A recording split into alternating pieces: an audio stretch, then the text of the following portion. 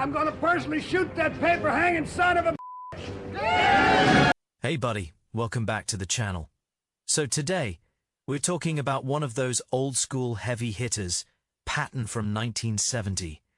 And let me tell you, this movie hits differently. It's bold, loud, and full of personality. Kind of like the real General Patton himself. So grab your coffee, relax, and let's chat like two friends talking about a movie we both love. Fact 1, that legendary opening speech almost didn't exist. Alright, let's start with something crazy. You know that iconic opening scene where George C. Scott stands in front of that massive American flag giving a fiery speech? The studio didn't even want it in the movie. They said it was too long, too static, and too risky for an opening scene. But director Franklin J. Schaffner refused to cut it. And honestly, thank goodness he pushed back, because that scene became one of the most unforgettable openings in film history.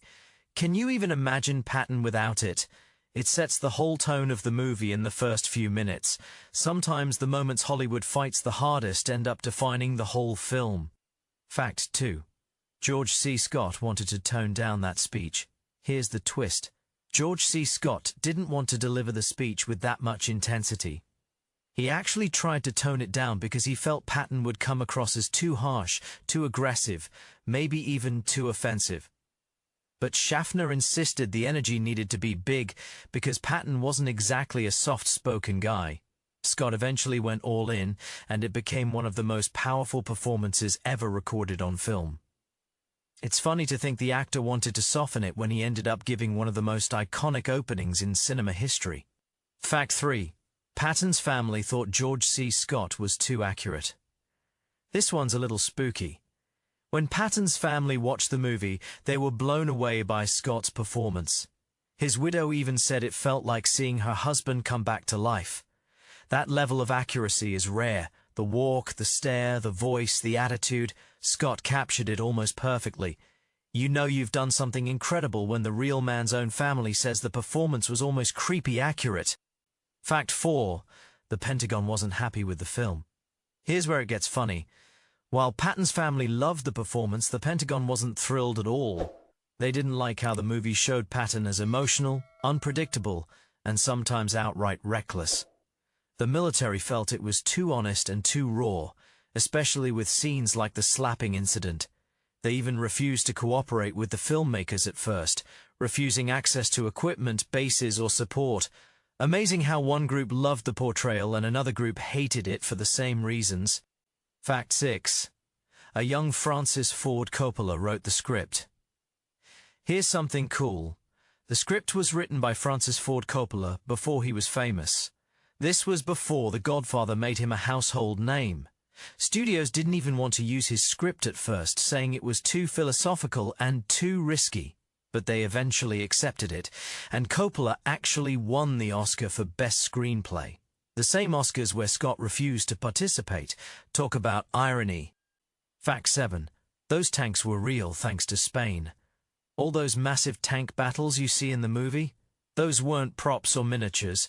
They were real tanks provided by Franco's Spanish army. Spain was one of the only places at the time that still had functioning World War II-era tanks.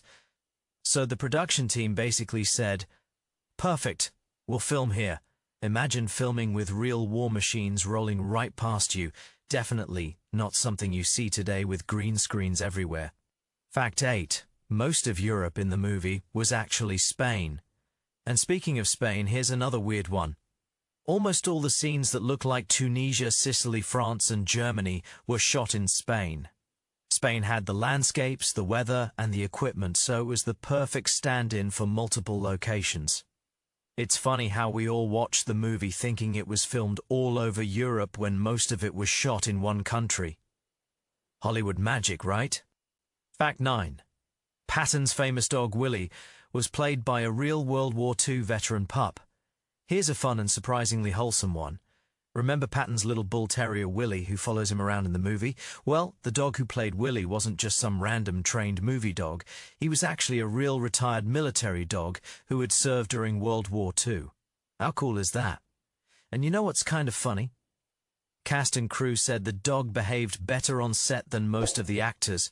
which honestly sounds exactly like something Patton himself would have appreciated. Can you imagine Patton watching the movie and saying, "Now that's a good soldier"? Fact 10. The slapping incident happened twice in real life. You know that infamous slapping scene? Well, it didn't just happen once, it happened twice. Patton slapped two soldiers in two separate incidents, and both caused huge controversy. His military career nearly collapsed because of it. The film shows the event pretty intensely, but the real situation was even more dramatic. It's one of those moments where history really was stranger and harsher than the movie. Fact 11. George C. Scott was injured during filming. Those explosive battle scenes weren't as controlled as you'd expect. George C. Scott got bruised, knocked around, and hit with debris during shooting. But instead of complaining, he said it helped him get into Patton's mindset. That's the kind of old-school dedication you don't see much anymore. Today everything is CGI and padded stunt gear. Back then you basically ran through real explosions and hoped everything went well. Fact 12. The strange Patton ghost stories on set. Alright, here's the weirdest one. Several crew members claimed they felt a strange presence on set, especially during late-night shoots around the tanks. Some said they felt someone standing behind them, only to turn around and see nothing. Others claimed shadows moved even when the lighting was still. A few extras refused to stay late because they were so freaked out. Whether you believe in that stuff or not, it definitely adds a mysterious layer to the film's history. So yeah, those are 12 of the weirdest and most fascinating facts about Patton 1970. It's crazy how much happens behind the scenes of a movie we all think we already know. Let me know which fact surprised you the most. I always love hearing your thoughts. And hey, if you enjoyed hanging out and talking movies today, don't forget to like, subscribe, and hit the notification bell so you don't miss any of our deep dives into classic Hollywood films. Thanks for watching, buddy. I'll see you in the next one.